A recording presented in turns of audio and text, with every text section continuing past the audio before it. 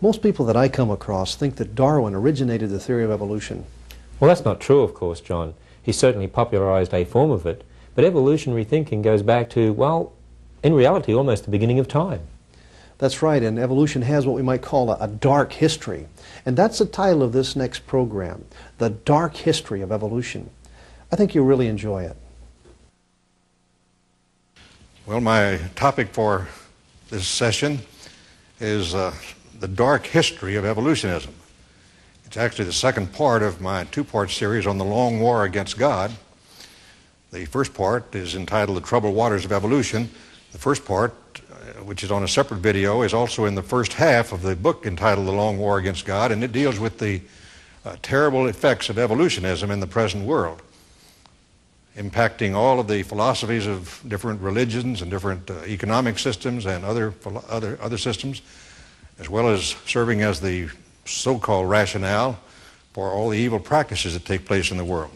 So it's had a deadly effect, and I think it's not too much to say that evolutionism is the chief weapon, the basic weapon in Satan's war against God and his people. And of course, many people have the idea that this began with Charles Darwin some 125 years ago, but that isn't so. Actually, this goes far back beyond that, back to the very beginning of history, and that's what we want to talk about at this session, the long war against God in terms of the time before Darwin, on back through history. Now, let's begin with about the time of Charles Darwin. As most of you know, he's the one who's given credit for the theory of evolution, but he did not invent the theory of evolution. He did not even invent the theory of natural selection, for which he took credit and for which most people give him credit.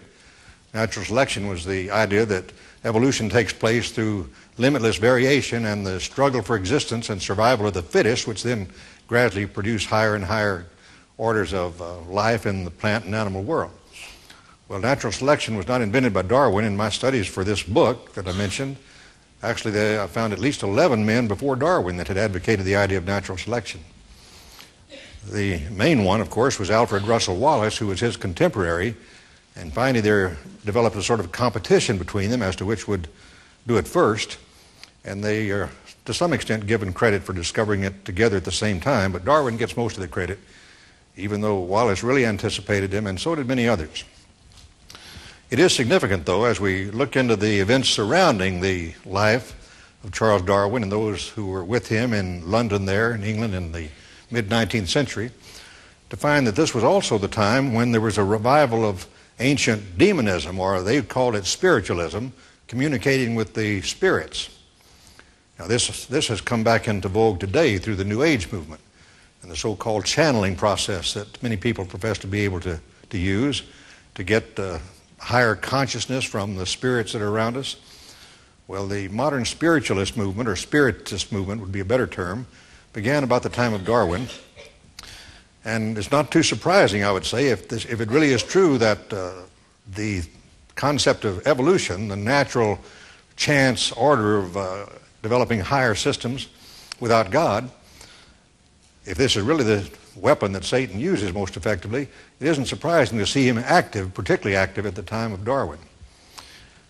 Now, the three men that probably have had more influence on human thought than any others in the period since Darwin, or along with Darwin, the other two would be Karl Marx, who was the founder of what has come to be communism, which almost ruled the world there for a while. It's now beginning to fail, but had a tremendous impact for a long time. And the other one is Sigmund Freud, the founder of the modern school of psychology. So Freud influenced the thought of people about human relationships, Marx about social and economic relationships, and Darwin about natural science. And between the three of them, they have profoundly changed the world. And it's interesting to note that all three of them seem to have had some occult influence behind what they contributed. Let me just document that very briefly. Take Karl Marx, for example. Many people assume that Marx was an atheist. Matter of fact, that probably isn't quite true. He started out as a professing Christian. As a matter of fact, as a young man in high school, he even wrote essays on Christianity. I've seen one of his essays on abiding in Christ. It sounds just like it was written by a very spiritual-minded young man. But shortly after he graduated from high school, he changed drastically. Richard Wurmbrand, who suffered severely under communism in Russia, was imprisoned for a long time, a pastor. Once he became free and got to this country, he began to devote the rest of his life to the study of communism and of Marxism. And in his book, Marx and Satan, Wurmbrand makes the case, I think conclusive case, that Marx was not an atheist, but was an occultist, and as a matter of fact was a Satanist. Here's what he says. Shortly after Marx received his certificate, that is, of graduation, something mysterious happened in his life. He became profoundly and passionately anti-religious. A new Marx began to emerge. He writes in a poem, "I wish to avenge myself against the one who rules above." And that became the great motivating purpose of his life, to avenge himself against God.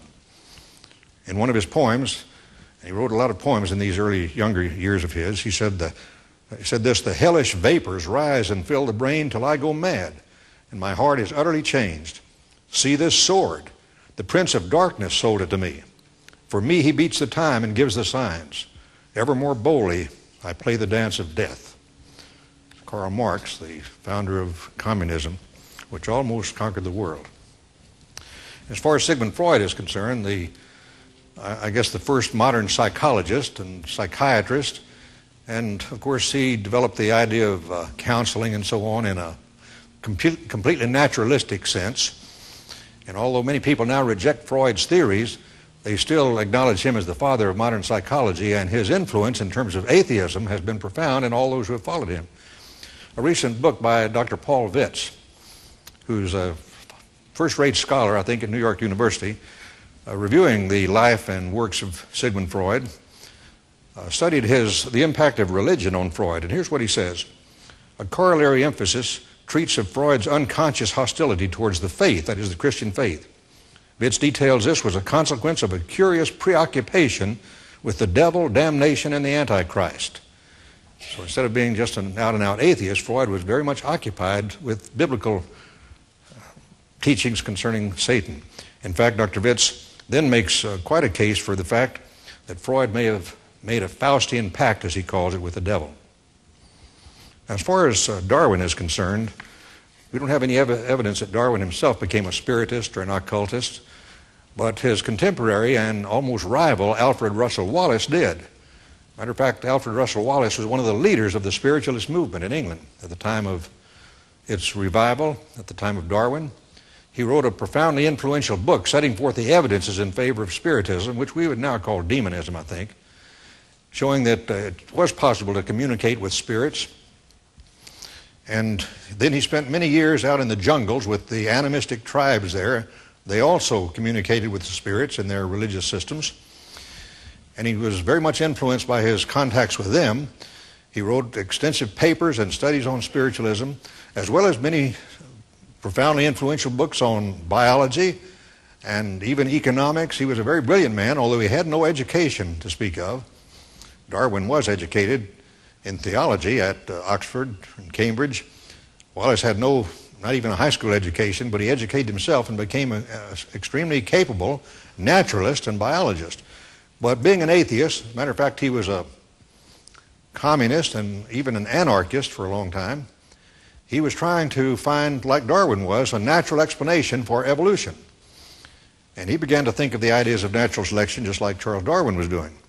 Now, Darwin had started out as a professing Christian, one who believed the Bible and believed in creation. But sometime after he returned from an extensive voyage around South America on the ship called the Beagle, he suddenly changed his views, and he became strictly an evolutionist and an agnostic, and eventually essentially an atheist. There's some little indication that he might have converted back to a degree just before he died, but that's not certain. But for most of his life, at least, he was practically an atheist. And he was trying to develop his theory of natural selection as an explanation for evolution for a long time after that. For about 20 years, in fact, he was developing his book. He was gathering data and trying to make his theory foolproof. And his friends were urging him to publish this, but he kept putting it off until Wallace apparently arrived at the same theory. Now, Wallace, when he wrote that, his essay on natural selection was in the jungle. Now, let me read what Wallace says. Remember, this man was a leader in the Spiritist movement.